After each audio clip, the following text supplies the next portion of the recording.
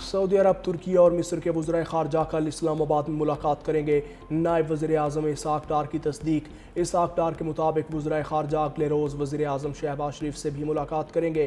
ملاقات ترکی میں طے تھی لیکن مصروفیات کے باعث اسلام آباد منتقل کی گئی۔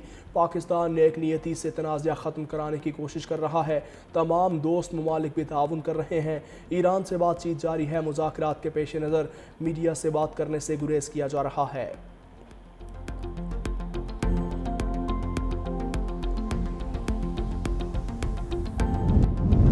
عالمی ادارہ IPSOS کی بھی زیر وزیر اعلیٰ مریم نواز شریف کے گڈ گورننس ماڈل اور نگہبان رمضان بازاروں میں عوامی ریلیف کی توثیق۔ رپورٹ کے مطابق رمضان بازاروں سے کروڑوں شہری مستفید ہوئے۔ اشیاء خورنوش 40% تک سستی فراہم کی گئیں۔ اربوں روپے کا ریلیف دیا گیا۔ ماہرین کے مطابق سہولت بازار ماڈل شفاف، مؤثر اور عوامی فلاح کا کامیاب نظام قرار۔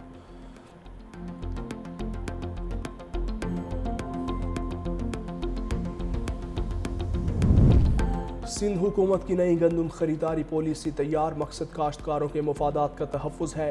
سینئر صوبائی وزیر شرجیل انعام میمن کا بیان۔ کہا پالیسی کا مقصد خوراک کی حفاظت اور آٹے کی قیمتیں قابو میں رکھنا ہے۔ 1 اپریل سے 109 مراکز پر خریداری شروع ہوگی۔ فی من گندم کی امدادی قیمت 3500 روپے مقرر۔ گندم صرف رجسٹرڈ ہاری کارڈ ہولڈر سے خریدی جائے گی۔ نئے طریقہ کار سے خریداری شفاف، مؤثر اور جعل سازی سے محفوظ ہوگی۔ حکومت کے پاس موجود 2 لاکھ ٹن سٹاک عوامی ضرورت کے مطابق استعمال ہوگا۔ ایران نے اسرائیل پر کلسٹر بموں کی بارش کر دی۔ روسی میڈیا کے مطابق تل ابیب میں کثیر المنزلہ عمارتیں ایران کے نشانے پر۔ میزائل اسرائیلی فضا میں داخل ہوتے ہی سائرن بج اٹھے۔ لوگ شیلٹرز میں پناہ لینے پر مجبور۔ ایرانی میڈیا کے مطابق کویت میں امریکہ کے 6 بحری جہاز تباہ کرنے کا دعویٰ۔ پاسداران انقلاب نے دبئی کے ساحل اور ایک ہوٹل میں امریکی اہلکاروں کو خودکش ڈرون سے نشانہ بنایا۔ ایرانی حکام کے مطابق دونوں حملوں میں کئی امریکی فوجی مارے گئے۔ ایران نے سعودی عرب کی پرنس سلطان ایئر بیس پر میزائل حملہ کر دیا۔ امریکی میڈیا کے مطابق ایرانی میزائل حملے میں امریکہ کے کئی ری فیولنگ طیاروں کو نقصان پہنچا۔ امریکی عہدیدار کے مطابق حملے میں 12 امریکی فوجی زخمی، 2 کی حالت تشویشناک۔ بحرین میں حملے میں امریکی فوجی اڈے میں آگ لگ گئی۔ ایران نے ایک اور امریکی جنگی طیارے F-16 کو نشانہ بنا ڈالا۔ معمولی ہٹ ہونے کے بعد طیارے کی سعودی عرب میں ہنگامی لینڈنگ۔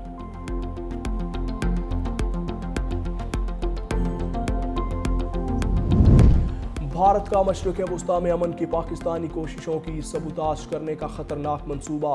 پاکستان اور خطے کے امن کے خلاف بھارت کی سازش بے نقاب۔ جعلی ایرانی شناختوں کے ذریعے پاکستان میں نفرت پھیلانے کا بیانیہ گھڑنے کا انکشاف۔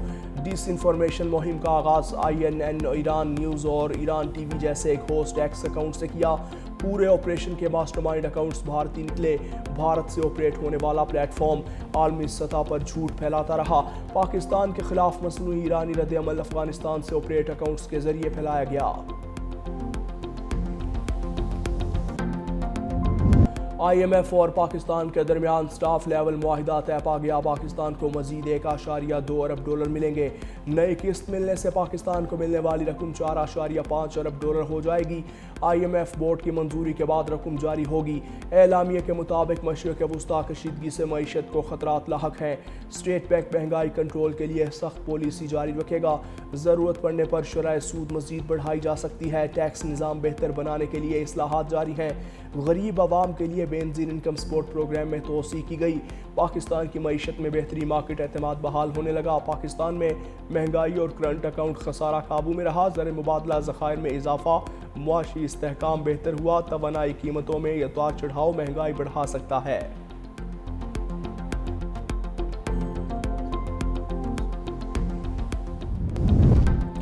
RLNG درآمد بند ہونے سے گیس کا بحران شدت اختیار کر گیا۔ ذرائع کے مطابق سسٹم میں یومیہ 700 ملین کیوبک فٹ کا شارٹ فال ہے، جبکہ لاہور کو صرف 200 million cubic feet gas supply ہو رہی ہے۔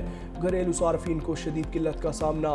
ناشتے اور کھانے کے اوقات میں گیس پریشر کم رہنے لگا، تاہم صنعتوں کو گیس کی فراہمی مسلسل جاری ہے۔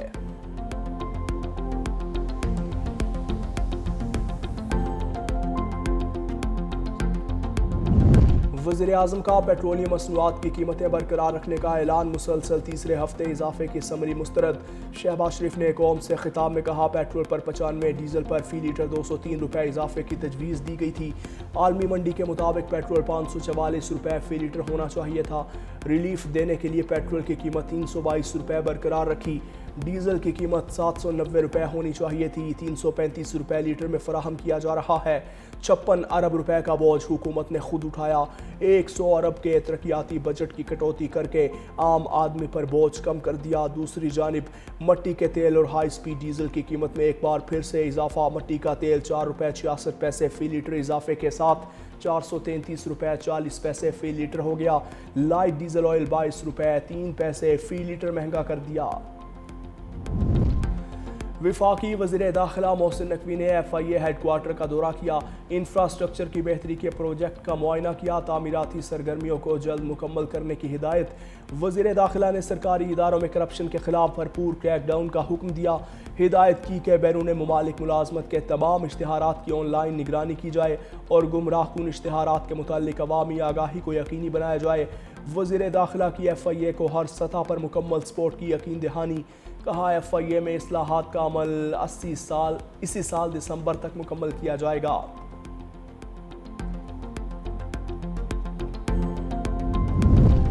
پاکستان میں عالمی پارلیمانی سطح پر ایک اور اہم سنگ میل عبور، سینئر سیاستدان سید نوید قمر کو پارلیمنٹیرینز فار گلوبل ایکشن کا بلا مقابلہ صدر منتخب کر لیا۔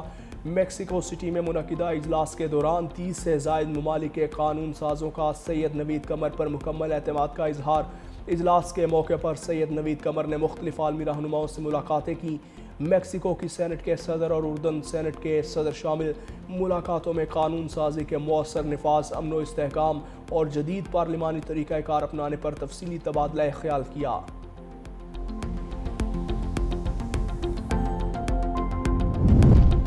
پاکستان سمیت دنیا بھر میں آج ارتھ آور منایا جائے گا۔ صدر مملکت آصف علی زرداری نے پیغام میں کہا 1 گھنٹے کے لیے غیر ضروری روشنیاں بند کرنا علامتی قدم ہے۔ پاکستان عالمی موسمیاتی اقدامات اور پیرس معاہدے کے اہداف کے نفاذ کے لیے پرعزم ہے۔ وزیر اعظم شہباز شریف نے کہا زمین کا تحفظ ہم سب کی مشترکہ اور کلیدی ذمہ داری ہے۔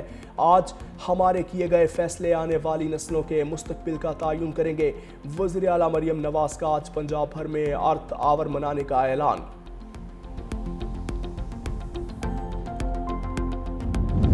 پنجاب حکومت کا ترقیاتی منصوبوں کے لیے 35.23 ارب روپے کے فنڈز سرنڈر کرنے کا فیصلہ۔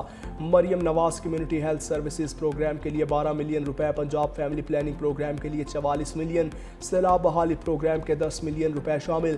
سرنڈر شدہ فنڈ سے دیگر منصوبوں کی مؤثر تکمیل کو یقینی بنایا جائے گا۔ پنجاب کا ترقیاتی بجٹ 1240 ارب روپے سے بڑھا کر 1388 ارب روپے کر دیا۔